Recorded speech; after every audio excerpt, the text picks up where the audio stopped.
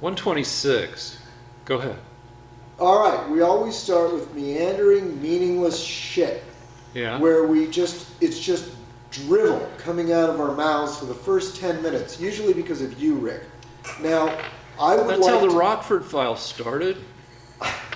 Okay, well, I would like to start right in with interesting, hard-hitting discussion and debate so that our viewers won't get bored in the first 15 seconds. Fine. Well, you got a question. Somebody wanted you to answer a question. This is one man's chorus. Now, And they even paid you to, if you want to pay us to answer questions. We will. I was not going to leave that out, Rick. Okay, fine. One man's chorus, who is right now my favorite viewer, he paid me $20 to deal with this question. It's a long one.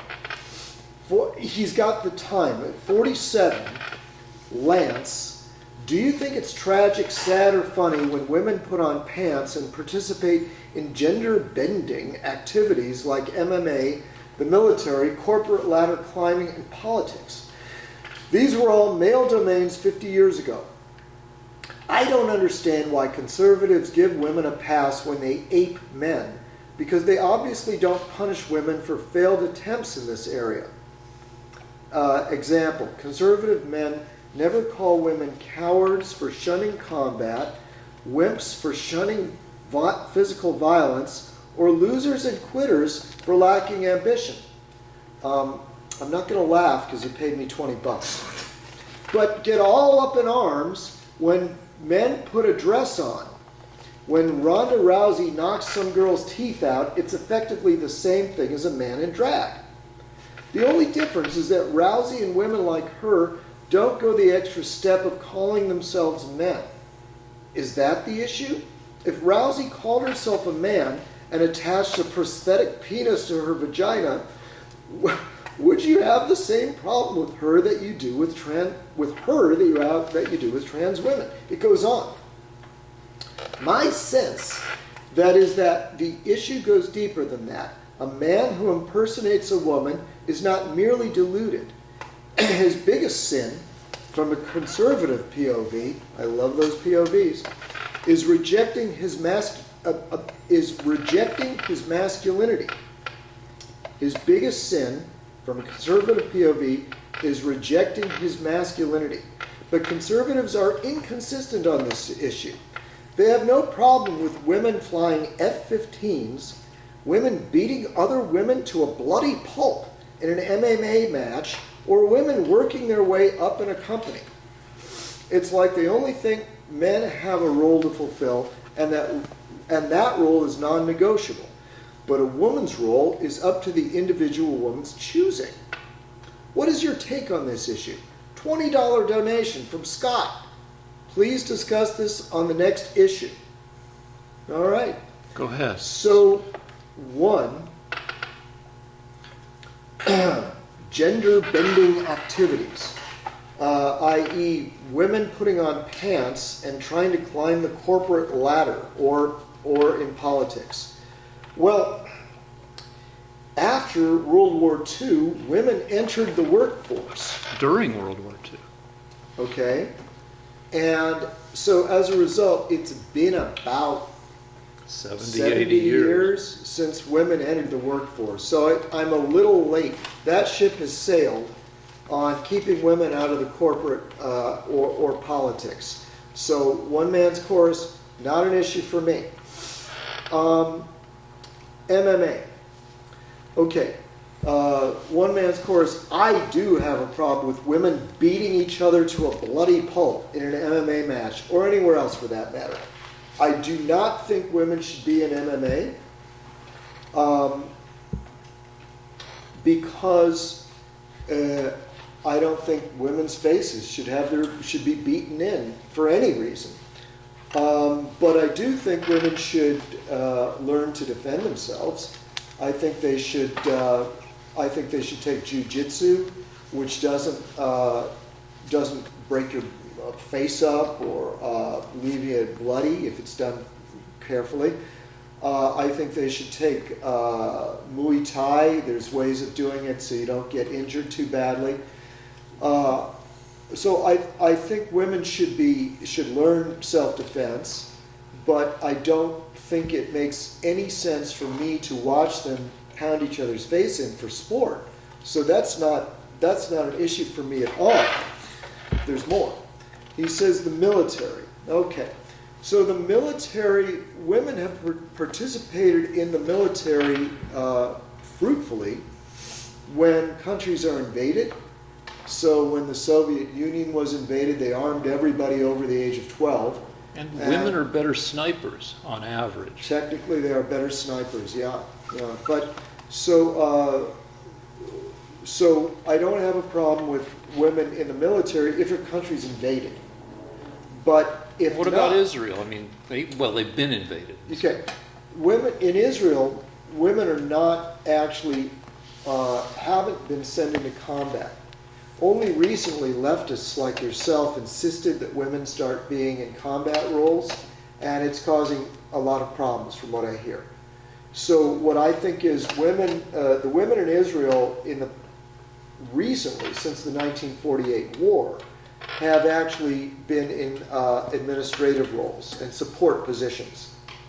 And so in my opinion, women there are tremendous amounts of support positions that need to be done in the military. What's the problem with women in combat? I mean, I can think of one that people like to say that if they're taken prisoner, it's worse because they're going to get raped. Yeah. And that was one argument that was floated during the last Iraq War. Well, that is what happened too. So when one man's chorus says, "What about women flying F-15s?" Well, yeah, we know what happens. If they get shot down, one of them was repeatedly raped and tortured. But anybody who gets shot down gets tortured. In the Iraq War, that did happen. Now, but that's not my problem. My beef is that they damage the morale and the efficiency of the troops. Don't talk. Because why? So you got to explain why. They've actually done studies where they send squadrons of men into missions, mock missions, and then they send squadrons that are mixed with men and women. The mixed squadrons always perform worse. And not only do they perform worse, but in that kind of situation, people get killed. The other thing that happens is they destroy unit cohesion because the men there tends to be competition romantically both ways between women and men and women. Also, they actually have a way of certain kinds of conflicts can develop. So it's really a bad idea to use the defense of the United States as a social welfare program, a social justice program for women. What about countries where men and women serve equally? I just went through that. Yeah, in the Soviet Union, they were only used effectively after Russia had been invaded, and millions of Russians were killed, and they were arming anyone that could hold a rifle.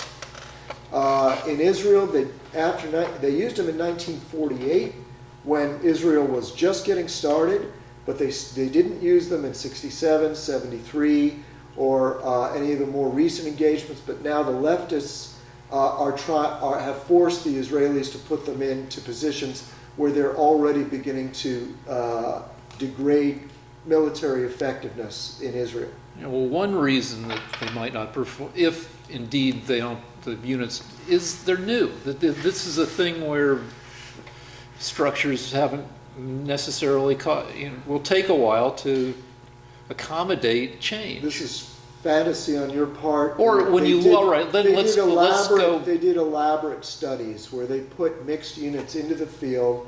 They were slower. They didn't do the task effectively. When somebody was wounded, they couldn't be carried from the battlefield. People did crazy things to save their girlfriends that they would not have normally done. It's just a bad idea, Rick. I'm sorry. Maybe it's just more complicated.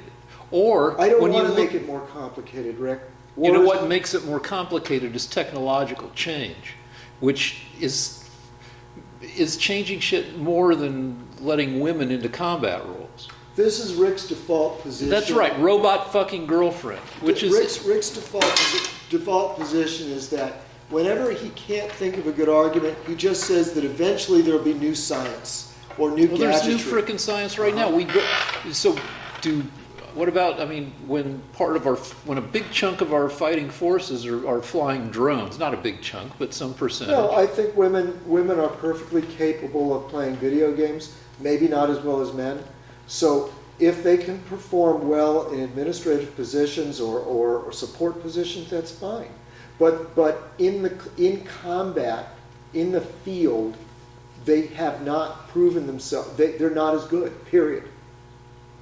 And by the way, something that people don't like to admit. Well, do you think there should be female firefighters or cops? Wait. Something that people don't like to admit is that now and then there's hand-to-hand combat. And there still is hand-to-hand combat, and women perform very poorly compared to men, except for some of the women I know. All right, now as far as firefighters and police, they make poor firefighters because they can't drag people out of buildings. They're not strong enough. And as far as police goes, there are mixed results. When they're less likely to use their weapon and more likely to try to talk people down, they're good for a lot of situations where a little patience and talking is helpful, but they're also more likely to use their pistol, whereas a male policeman might duke it out. So sometimes people get killed more often. So it's a mixed bag on police duty. However, it's far better than military duty for this reason. After a shift, the policewoman can go home and be with her husband. In the field, in combat, in theater, the units actually start hooking up and having affairs. And so it creates endless chaos. Okay?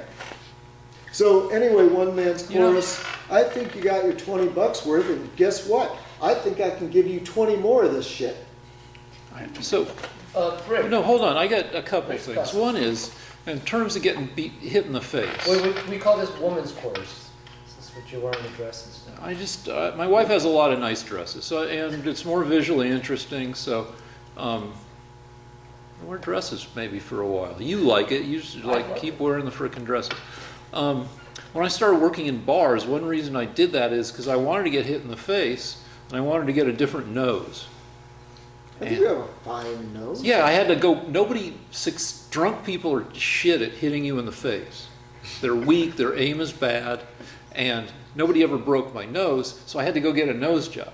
Look at the profile on this. They did a good fucking job. It was a student nose job. I highly endorse going to a med school and getting a med school practice nose job, because you'll pay, in LA, you're going to pay one-third less than the... Turn to the side. Look at that. Beautiful, beautiful. All right. All right. In LA, you're going to pay 30% less than the going rate for cosmetic procedures if you go to UCLA Med School or USC Med School. And you're not only going to have the student be very conscientiously work, and this is a guy or woman who's already been to a lot of med school, so it's not like they're just some 19-year-old idiot. They've already had a lot of training. They're working on you, plus their teacher, the professor, the tutti capo of whatever. You got two people really trying to do a good job on you. So there was that. I also tried to carve a scar into my cheek so I'd look badass. But the scar didn't really take. I didn't know how to do scars yet at that point. But women getting punched in the face. I don't think women who've been punched a time or two in the face necessarily are necessarily unbeautiful, and that shouldn't be the only criteria for evaluating women. Well, Mexican women would be awful. Oh, come on, director. We might have. I was like, don't say that I'm shit. Mexican, I know what it's in. All right, Jesus. Rick, I don't want women punched in the face. I know Ronda Rousey's been. Call me old-fashioned. What do you think of Ronda Rousey? She's an attractive woman. Well, you know, those MMA fighters go, if you can make it to a plastic surgeon within an hour of the fight, they can patch you back up. Yeah, which is what those girls are doing. Yeah, I regret it. I was in a car wreck and I split my eyebrow, and my parents immediately took me to a plastic surgeon who made the scar like nothing. So, and later I'm like, what the fuck? I could have had like a split eyebrow, all manly and shit. Oh, one more thing. There's a guy I follow on Twitter who says that if the man is posing with his girlfriend and he leans in, he has lost his masculine power. The wife and I went to a bat mitzvah yesterday, and there was a little photo booth, and we posed for 8 pictures. And not once did I lean into my wife. She leaned into me, and I kept all my masculine power. So, yes. Can I ask a question? This is our friend Adam. While you're on the subject, sort of, do you think that female comedians are as funny as male comedians? And is it? Well, I think that Is it like the theory is that females are kind of attracted to funny men? Do you think that males are attracted to funny women, and are they as funny? when I was trying to do stand-up, I was trying to hit on some of the women unsuccessfully.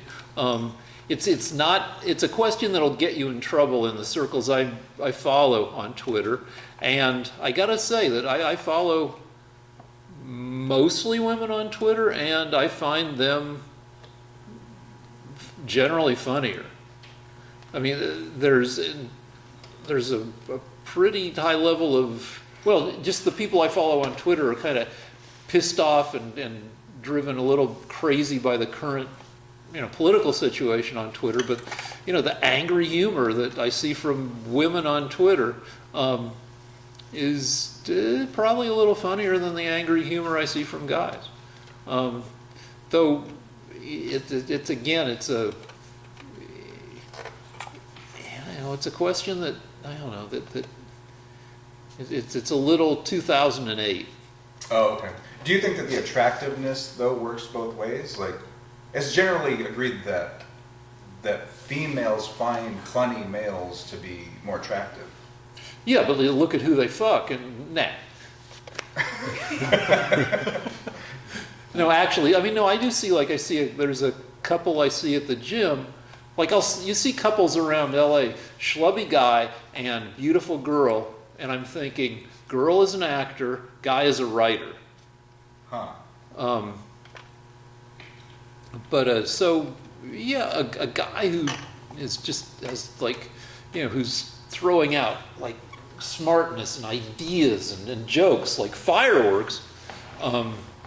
He might be able to hook up with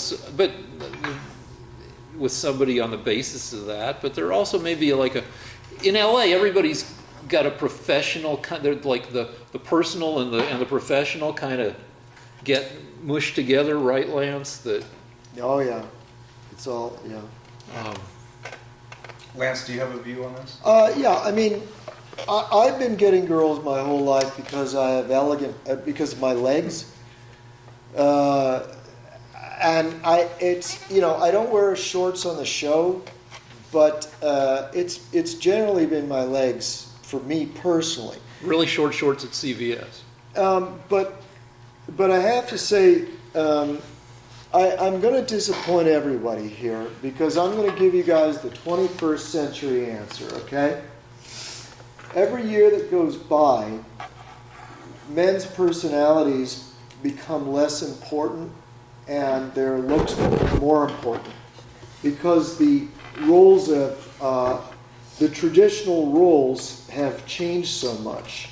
We're so over civilized. So my argument is this: a handsome guy with no sense of humor, or even any personality, is still going to get more girls than a very funny guy. And I think a lot of guys are gradually realizing this, that you'll do better with a plastic surgeon or a good diet exercise program than by being the wit. Okay, you may entertain a woman these days, but men are becoming more the peacocks because women don't need us as much as they used to. So that's my answer. Let me semi-concur. Real quick, though, Well, hold on. Can you just tell us? Oh, yeah, what- okay, all right. Just for the artist lovers. What I'm doing is I'm laying You're down. oiling him up. Yeah, I'm laying down some oil right now so that the surface will be slippery. And You know, because I want the paint to move easier, and I want all the paint to dry at the same rate. By the way, I was a little bit dishonest in my answer earlier, and this shows nothing if it isn't honest. And I have to say, I have been dating a woman that was hassled and responded by breaking the hassler's nose. And I got to pat her on the back. I mean, I'm impressed. So I still don't believe women should be competing in MMA, but I'm impressed that she can defend herself. I dated my big-time college girlfriend before I met the woman who would become my wife, was a bouncer with me, and she was a much better bouncer than I was. She was better and worse. She was better at the taking down and choking out and all the stuff you'd want to do. At the same time, she was pissed at everybody. Her family. You don't want to do this to your fucking kid. Who says that's not the woman I'm seeing? That's the other thing. But go ahead. Well, that woman is now about to turn 57. So, because Still hot? I don't know. She doesn't have a social media footprint. I derailed you, Rick. Go ahead. Well, anyway, What was your point? she was very strong. She was a dancer, and she was jacked. I think she had a lot of just. Some people have more hormones than other people, and she was angry because her parents had moved her from Oregon to Gainesville, Florida for her senior year of high school. Very popular at her old school. And then she was going to a hillbilly school in frickin' Gainesville. Don't move your fucking kid for their senior year of high school. That's just a terrible thing. So she was still pissed off about that. And kind of pissed off in general. And so a good bouncer won't be pissed off at everybody.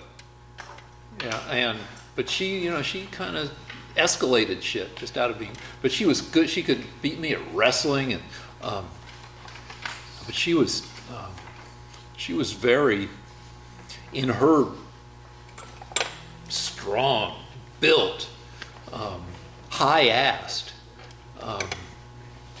angry way. She was. Did you get anywhere with her? All the time. It was crazy. We had like angry athletic sex like 5 or 6 times a day. It was insane. One man's chorus. You get a lot of value out of this show. Yeah. All right. But So I interrupted you, Rick, when you were rebutting this question. Yeah, I lost my train, except to say. Yeah. Can I ask one quick follow-up question, Lance? Do you think that female comedians are as funny as male comedians?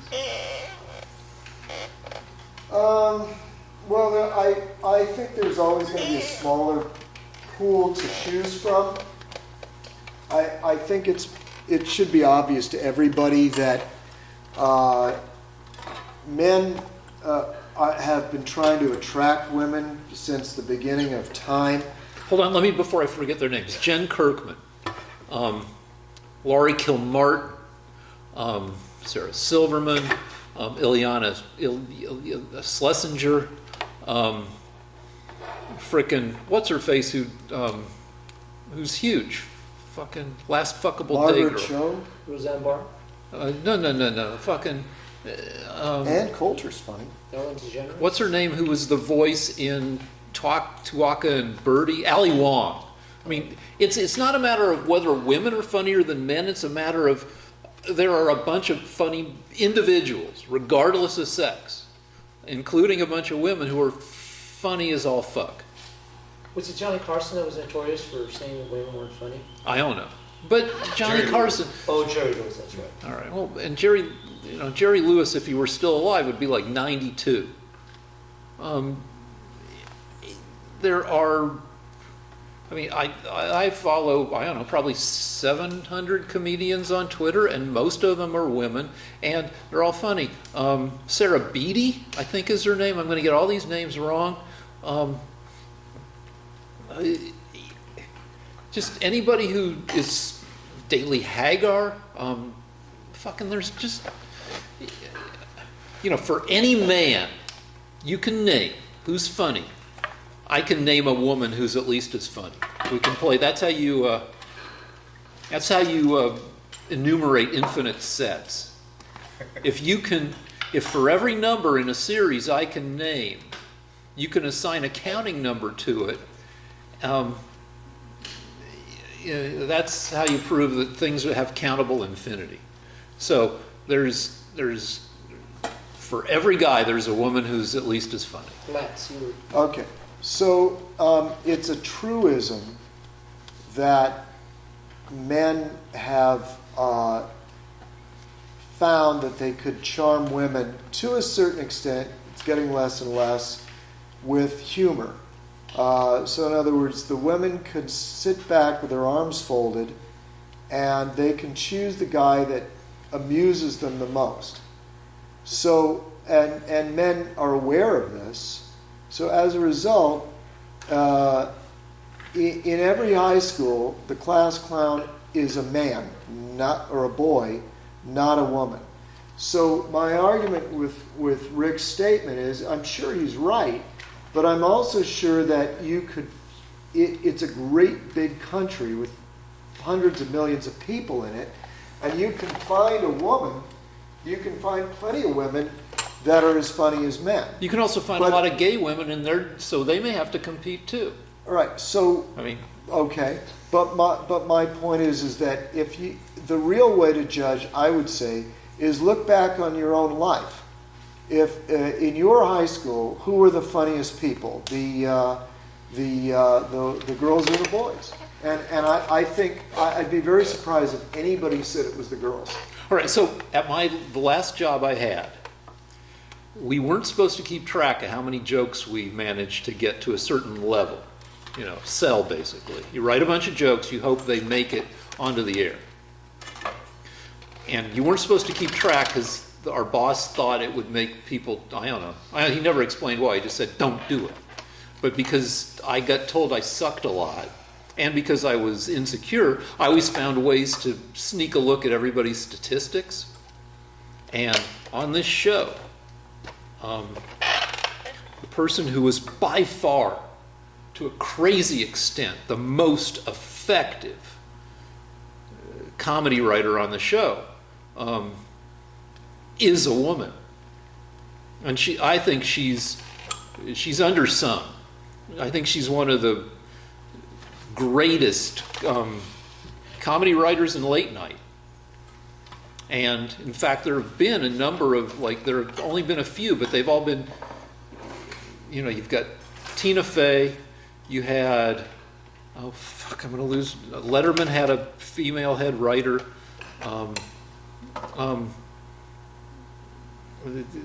The show I used to work on has I don't know what the current breakdown is, but the women were as funny as the guys.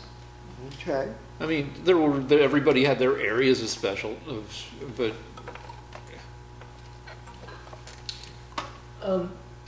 Lance, and this. Oh wait, before I forget. Sure. We were talking, Lance. I'm going to agree largely with Lance that my dad, once he got over the zits he had in high school, was fantastically. He had a decade or two of being ridiculously good looking. And he was also in the Air Force. He was a navigator bombardier he was in Strategic Air Command. He flew A-bombs and then hydrogen bombs around in a B-39, which Russia, of course, that never happened. But anyway. Start with your dad. All right, my dad was, once he got over his zits that he had in high school, he had 20 years of being a fantastically good-looking guy. Plus, he was in the Air Force. He was a navigator bombardier in Strategic Air Command. He flew nuclear weapons around, ready to bomb Russia if war broke out. So he had this fucking good-looking uniform. I would like to be killed by a handsome man. Well, he was really, I mean, he was movie star handsome. And my mom saw him, and it was love at first sight. 'Cause he was, but I don't think he was aware of his handsomeness then in the 1950s, into the 60s, as he would have been if he'd been, 20 years old in 2010. Now he was, on top of being a good-looking man, he was a very affable guy. He enjoyed people, and he did end up getting married 3 times. But I don't think it's because he was consciously exploiting his looks. I just don't think it was as big a part of male life. I think people were aware of it to a certain extent, but I don't think guys played off of it. I mean, there were probably douchebags who did, but I don't think it was there wasn't the bro culture back then that you have now, where guys do. And then the styles have changed. In the 70s, I started lifting weights because I wanted to get a girlfriend and I wanted to look more masculine. And that's, anyway, I think it's a bigger deal now. I think you're right. Just real quick, Lance, you mentioned Jiu-Jitsu. I'm sure you're aware of the fact that the founder of Jiu-Jitsu started his school here in Torrance. Did you know that? Yeah, I did know that. Can you just tell a little bit about that? Well, I went down there one time and I just wanted I just wanted to sort of check out what it was like, and the guy that was there to sort of orient me threatened to beat me up. And I thought, wow, these people take their job very seriously. That's the only colorful story I have from that day. Do you know why? He just wanted to set things clear between us in the very beginning.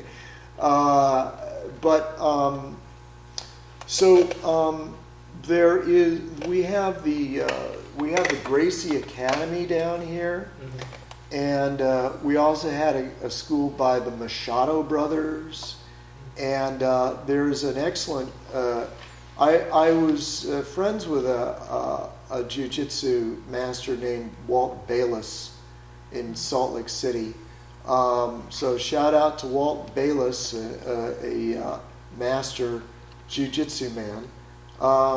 But anyway, is there any point we're going to make from I don't know, this? is it because the mean streets of Torrance are mean and you have to be tough to walk the streets to go down to what's the name of the mall, the South Coast Plaza?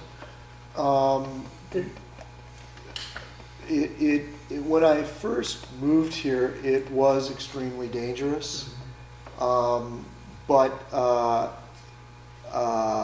there were a lot of gun battles, but that settled down because one gang won the war, and so that it's only a problem when the gangs are still fighting.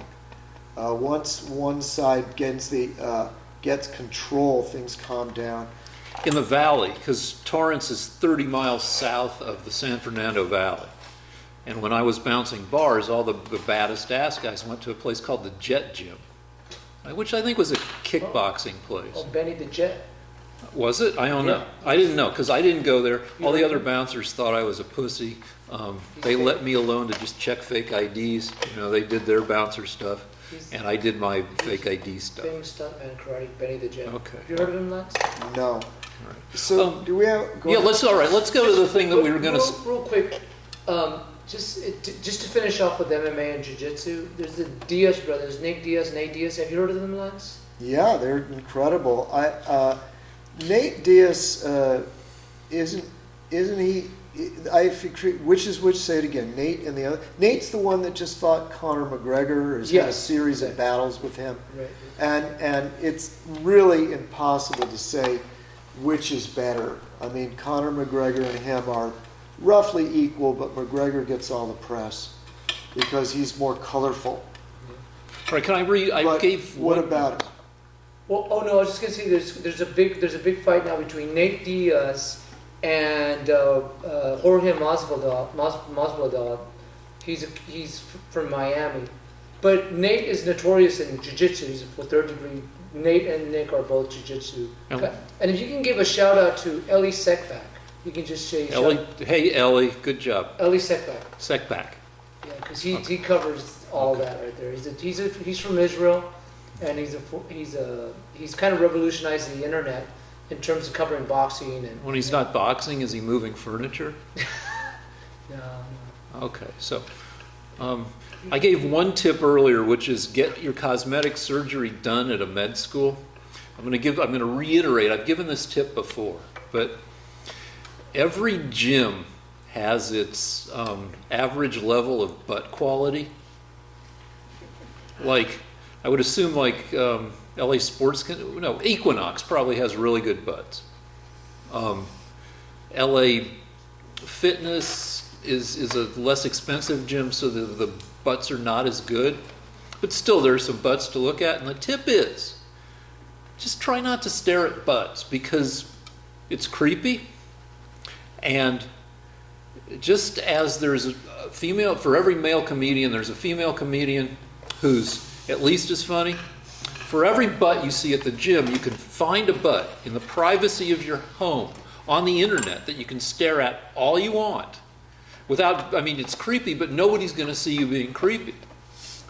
So when you see a good butt at your gym or any place, sure, you can look if you're on the curl machine and the butt's right in front of you and it's not obvious you're looking, within reason. But don't go crazy staring at the butt, because you can go home and look at I've had nights where I've looked at 3,000 butts. Professional ones. Yeah. Okay. All right. So, what? No. We're not going to talk about. No. Oh, you want me to do that? Fine. All right. So let's get back to the point I was going to start off the whole deal with. Except you said we had to get serious immediately. Our director was talking about the Little League World Champions, who this year came from Louisiana. And Trump invited them to the White House. And they went. And then it turns out that they have to go back to Louisiana because that's where they're from. And Trump was going to Louisiana for a rally. And he invited the kids and their families on Air Force to go back on Air Force One. And they're like, shit, yeah. And then he invited them to the rally. And apparently there's some videos I haven't seen, but our director has, where Trump brings the little leaguers out on stage, and it's like, Trump's like, do you want to say anything? And the kid's like, what does he do? He's like, no. Well, they're kind of real shy. Shy or reticent. Yeah. And Trump's trying to, what is he hugging? What's he doing with the kids? The kids are just not having it. The kids are just standing with their hands in their pockets. And it brings up this issue. And it's not really much of an issue, except, a lot of people, we have a very divided country. A lot of people are not happy with Trump, but nobody has really in Trump's face. Has anybody? I don't know, given him, disrespected him. Nobody's slapped him because, they'd be afraid of getting taken down. In the 70s, people got pies in their face. And recently, in England, people were getting milkshaked. But nobody's done that to Trump. And it made, you were suggesting that maybe the kids weren't into Trump. Maybe the 12-year-old little leaguer is not a fan of Trump. Or maybe he was shy. It was hard to tell. But the deal is that it would be really hard, even if you hated Trump, to disrespect him to his face, because in that situation, he's frickin' Willy Wonka. He's like, come to my house, which is the most, the house that you most want to go to in America, the White House. And then he's like, come on the greatest plane in America, Air Force One. So like, he's like, you'd have to be either really determined or psycho or whatever to get in Trump's face as a 12-year-old.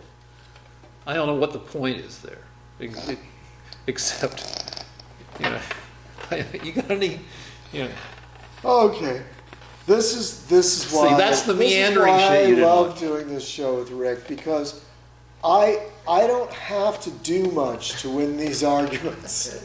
I just let him talk, and eventually he exposes himself. Which brings me to an interesting point. Michael L., one of our viewers, is helping me. Michael L. Wait, how much has he given us? He says, now, if you recall, last week I had nailed Rick Oh, with the frickin' with stupid the affidavits? With the affidavits, yeah, and I was able to prove that I had witness testimony from the principal people involved that according to them and according to their affidavits, Biden was basically being bribed by the Ukrainians. We can argue about how I say Let's this. not fucking Okay, argue about well, that wait shit. a minute. Except what, you got more and then so-called. I said, Rick, you said that you would be red-faced if I produced this evidence. I didn't say that. And then Well, maybe I did. I don't know. You did. And then you said, and then I said, and you said that my evidence was horse shit and that the affidavits were magical until I produced them. Then a week later, when I did produce them, you said, no, I didn't say that. I didn't say that. Oh, so Michael here's. According to Michael L., He had a actually, you did say it Okay, was horse fine. shit, Rick. Okay. Last week, when Lance said that Biden pressured the government to fire the prosecutor for investigating Hunter Biden, your response was literally, that's horseshit, that's been debunked. In episode 124.1, around the 41-minute mark, Always cite time codes. Like, that is very helpful. what you were specifically saying was horseshit was the claim that Biden fired an innocent prosecutor for investigating Hunter. Oh, that is horseshit. You also repeatedly referred to the affidavits as, quote unquote, the magical affidavits you haven't seen. So Lance's summary saying you doubted the veracity of the affidavits and that you claimed his version of events was horseshit was a more accurate summary than you're letting on. All right, fine. Though I will say that one of the three affidavits is from the fired prosecutor. And here, let me bring up a story that I haven't really brought up much, because it has the same, like, pieced together logic that hasn't been substantiated, that you like to bring up. Like John Solomon, I started to read an article about, he's the journalist who's reporting on this, and he also reported on Uranium One, and in the article it explains how he uses a lot of unverified sources and unverified suppositions. So I will bring up that we would not have President Trump if it weren't for Rudy Giuliani in this specific capacity. Apparently, during the end of the campaign, September, October 2016, the New York FBI office, which was very pro-Trump, was known as Trumpland, was dragging its feet on investigating Huma Abedin's laptop, which they got because Anthony Weiner was using that laptop to cruise underage girls. And there was a bunch of Hillary emails on that laptop. And they had to look into this since they already had confiscated the laptop for Anthony Weiner's sex shit. They had the right to look in, or that led them to look in, to want to investigate the laptop to see if there were any lost emails or further emails from Hillary on that laptop, because Uma Abedin was Hillary's chief assistant. But the New York, according to what I've heard, and I will debunk this as I go, because you're going to debunk it, and I'm just going to say, okay, but according to what I've heard, which is unsubstantiated, the New York office wanted Trump to be president, the FBI guys, so they dragged their feet in investigating it until it was almost the election, so it would become a problem, and then they leaked to Rudy Giuliani that there was this problem laptop with possible problem emails, and then because the New York FBI office was dragging its feet, they could have investigated it back in August or September and cleared it up, but they waited until it was too late. Comey felt, because he was afraid that Giuliani was going to leak it, Comey felt obligated to announce that, yeah, they were looking into further Hillary email shit 8 days before the election, which is credited as being one of the major reasons that Hillary lost the 1 or 2% of support that would have made the difference. You need a break? I'm okay. So I got to say, I haven't brought this up before. You I have, have. actually. I have. No, I haven't brought it up much before. I'm sorry. Because I don't think anybody's fully substantiated that whole chain of events and suppositions. But I will say that well, now that Giuliani's all over the news, it's a good time to bring it up again. And it's also a good time to bring it up because it's that kind of story that's been incompletely substantiated and has leaps of, not leaps of logic, but little jumps in logic that haven't been filled in, and nobody with actual facts.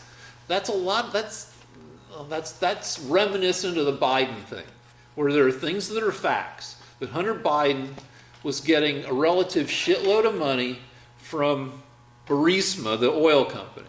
And it's a reasonable supposition that he was getting this sweetheart deal where other people maybe wouldn't, because his dad is VP at that point. But then there's all these leaps and suppositions, the major one being that because his son was getting all this money, that the dad was backstopping the son and actually doing favors for Burisma and firing people that could have gotten him. There's all this other stuff that hasn't been substantiated and in fact has been debunked. When was it debunked, Rick? We can look at a bunch of fucking news stories, No, but we it's can't. been steadily fucking... No, we can't, because it's never been debunked. There's never been an investigation. It was never debunked. When the officials from the Ukraine brought the information to the FBI wasn't even interested. They refused to investigate it. So when was it debunked, Rick? I don't know. When we break, we can look up when it was debunked. I'll tell you, you're not going to have any luck. Here's what you're going to find. You're going to have left-wing news medias saying, "Oh yeah, it's been debunked," and they'll just keep repeating that in every news medium that you look at. If it's left-wing, it'll say, "Oh, it's said in the." Yeah, but in what ABC. you call left-wing and then, wait, is... and then they'll say, "Oh no, it said it in the Washington Post." And then the Washington Post will say, it said it in the New York Times. But what they're basically is just saying, it's been debunked, and no one has done any investigation whatsoever. They're just lying to you. And you walk in here like a brainwashed drone and say, hey, it's been debunked. And when I say, you prove that, you're not going to be able to. All right, what I want to prove is... I was able to find affidavits from the actual government of Ukraine, the actual prosecutors, both the prosecutor that was fired and the prosecutor that replaced him. And I found an affidavit from the agency that Hunter Biden was working with that went to the prosecutor. Okay? So I have the actual people involved in it saying that it happened, and you have, well, it's been debunked. It's been debunked. That's what you got. You got 3 words, Rick. All right, fine. Okay, but one of the affidavits comes from the fired prosecutor, Shokin, who was fired for corruption. And That's not what he was fired for. He was- by the investigator of the thing. The actual Blue Star Strategies apologized to the Ukrainian government and said he was not corrupt, that he was fine. And actually the guy that replaced him, Lutsenko, said he was not corrupt. So you're saying he was corrupt because the Democrats told you to think that. Well, okay, when we break, we'll look up Shokin and see what his actual... If we No, can you figure- won't. You look up Wikipedia and it will say, oh, he was very bad. Now, I have a question for you, Rick. Mm-hmm. Why are you so willing to protect Hunter Biden? I don't give a shit about Hunter Biden. No, you do give a shit. He was getting over $120,000 a month. Wait, okay, hold on. It's gone from 50 to 120,000.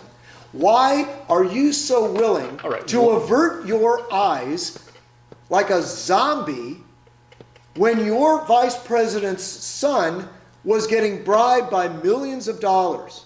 All right, Why so don't you care? 2 things or 3 things. When we break again, you're going to have to show me the 120,000 because it's gone from 50 to 83,000. Now it's 120. So Okay, I'm not going to waste my time with that. I want a straight answer. well, because it's obvious. Are you blind? No, I've Do you said this. want? All right, shut up for a second. All along I've said obviously Hunter Biden. I've said it tonight, and I said it now like 8 times. Hunter Biden was getting a sweetheart deal being on this board because obviously they were trying to curry influence via Hunter Biden to his dad. Now the question is, and the thing that hasn't been substantiated to any fucking degree, was whether his dad was influenced. And his dad was working, Hunter Biden works for Burisma with the sweetheart deal. Joe Biden was trying to get the prosecutor who wasn't investigating Burisma fired to get a prosecutor who would investigate, among other things, Burisma. That's a lie. Find me where it's a fucking lie. I showed you the affidavits last week. Apparently, Yeah, one facts of them's- don't matter to you. Okay, fine. Facts don't matter. What's the next thing? Because okay, I've got the next thing. Okay, this thing. So it came out. So like the mayor of Minneapolis is a Democrat. He doesn't like Trump. He wanted to charge Trump $530,000 to use a metropolitan arena in Minneapolis for security and other services. And Trump's like, fuck you, it doesn't cost that much. And then I think the mayor was forced to admit it'd probably be closer to, it was a lot less. Maybe 20 grand, but that seems like too little. But anyway, during this deal, it came out, this quarrel, that since 2016, Trump's people, and hold on before you respond to this, the Trump campaign has failed to pay 10 arenas and cities across the U.S. a total of $841,219 for arena services in the past 3 years. So that prompted me to look up, because Trump, long before he ran for president, had a reputation for stiffing people. So I did a little research to see if I could figure out how much Trump has actually stiffed people over his lifetime. And with a fair amount of, with reasonable ease, I found out that Trump has stiffed people for more than $1 billion, for more than $1,000 million. And it might be closer to $1.5 million. So he's a guy who stiffs people.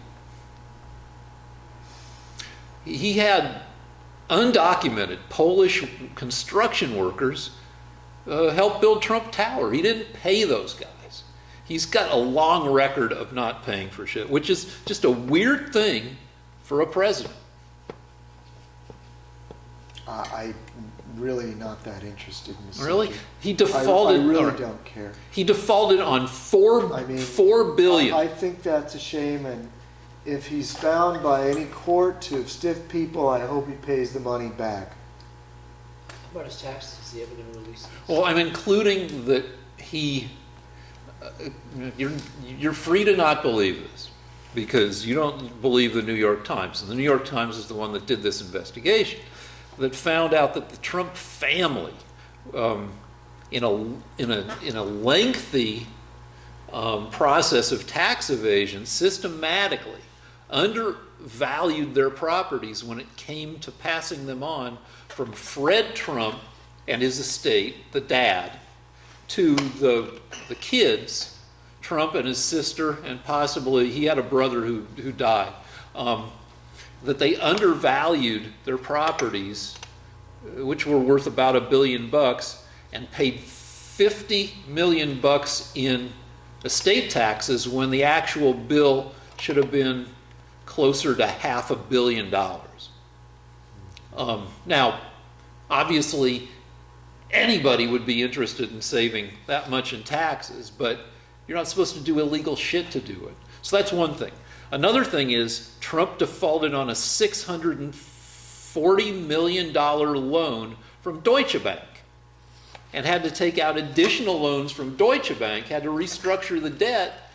He ended up at one point having $2.5 billion in loans from Deutsche Bank, some of which was borrowed to pay off the